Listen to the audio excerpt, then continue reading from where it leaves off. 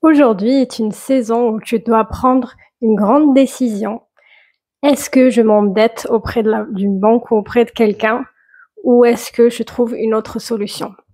Ou alors, tu es dans une saison où vraiment tu es en plein dedans. Tu as fait un emprunt et ça s'aggrave et tu veux t'en sortir mais tu sais pas comment. Je tiens à préciser dans cette vidéo que je ne suis pas une experte financière. Et je ne suis pas non plus une personne qui a fait des études, à chaque fois j'oublie le nom, bibliques, des études approfondies dans, dans tout ce qui est biblique. Ah, donnez-moi le nom, j'ai oublié. Voyez-moi plutôt comme une sœur qui partage la parole avec vous. Sentez-vous libre ici, c'est tranquille. Voilà. J'aimerais te mener vers ce verset. Ne t'inquiète pas. Ah non, c'est pas celui-là. Ne sois pas parmi ceux qui prennent des engagements, parmi ceux qui cautionnent pour des dettes. Si tu n'as pas de quoi payer, pourquoi voudrais-tu qu'on enlève ton lit de dessous de toi?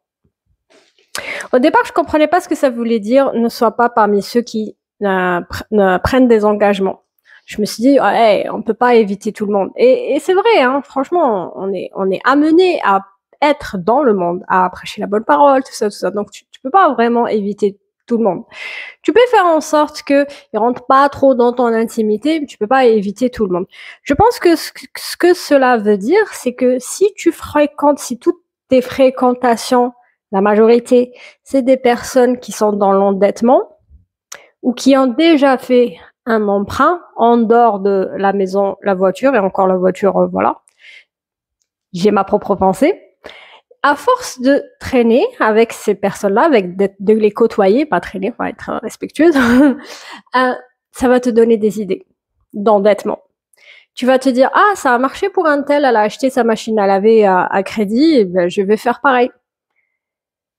Et ça commence comme ça. C'est ça qui veut dire par là. Je tiens ce verset-là des Proverbes. Alors, c'est Proverbes 22, 26 et 27. Il dit, si tu n'as pas de quoi payer, pourquoi voudrais-tu qu'on enlève ton lit de dessous toi? Et c'est vrai. Si on en arrive là, c'est pas parce qu'on en a envie, c'est justement parce qu'on n'a pas les moyens. Mais là où tu vas t'endetter, c'est auprès d'une banque ou c'est auprès d'une personne. À la base, c'est pas ton argent. Donc forcément, on va te prendre le peu qui te restera si tu ne payes pas, si tu n'honores pas tes paiements. Et parfois, on rentre vraiment dans un genre de harcèlement. Tu sais, quand les banques t'appellent, vous n'avez pas payé, et ça devient un truc de dingue. Je t'invite à voir un de mes témoignages que j'ai fait sur YouTube. Il n'existe pas sur TikTok. Je t'invite à chercher. C'est une très très ancienne vidéo. Deuxième chose que je voudrais te dire, c'est ce verset-là. Écoute bien. Le riche domine sur le pauvre, et celui qui emprunte est l'esclave de celui qui prête. Il est esclave de celui qui prête. Ça s'appelle de l'esclavage. C'est pas juste, ok, je vais faire un emprunt à ma banque pour telle et telle chose, et ça va s'arrêter là. Je deviens vraiment esclave de cette personne-là. Ça me suit. Ça a comme un genre de droit sur moi. Et ça peut me suivre longtemps. Ça dépend de comment tu vas régler. Mais tu deviens esclave. Même la Bible le dit. C'est pas anodin. Ce n'est pas rien du tout. Et franchement, si c'est pour la maison, je peux comprendre. Mais moi, je pourrais pas me payer une maison directe. Mais, et je crois que je l'avais déjà dit dans un short, si c'est pour un crédit à la consommation, réfléchis à 2 fois. Franchement, réfléchis à 2 fois. Dis-toi, je vais être esclave de cette personne-là. Et si jamais il m'arrive quoi que ce soit, ben, peut-être que je pourrais pas payer, peut-être que si, mais une fois que j'aurai accepté une seule fois, ben, j'aurai envie les prochaines fois, parce que ça s'arrête pas là. On prend un genre d'habitude et on se dit, bah, c'est pas grave, j'ai remboursé la première fois, je peux le refaire. mais qui te dit ce que tu deviendras demain? Il y a pas moyen parfois. Et parfois, tu cumules, tu sais. Il y a la voiture, il y a le machin, il y a le machin, il y a le machin. Et tu te retrouves avec plusieurs trucs. Et parfois, tu t'en sors pas. Mais évite de t'y habituer. Si tu as déjà fait cette erreur-là, dis-toi, c'est bon, je m'arrête là et je demande au Seigneur, comment je peux faire pour bien budgétiser afin de pas retomber là-dedans. Seigneur, aide-moi.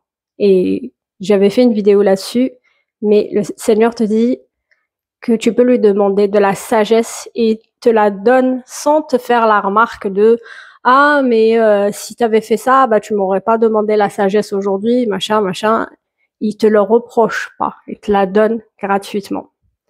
Maintenant, si tu es déjà tombé dessus, si tu es bien embourbé dedans, et tu sais pas comment t'en sortir.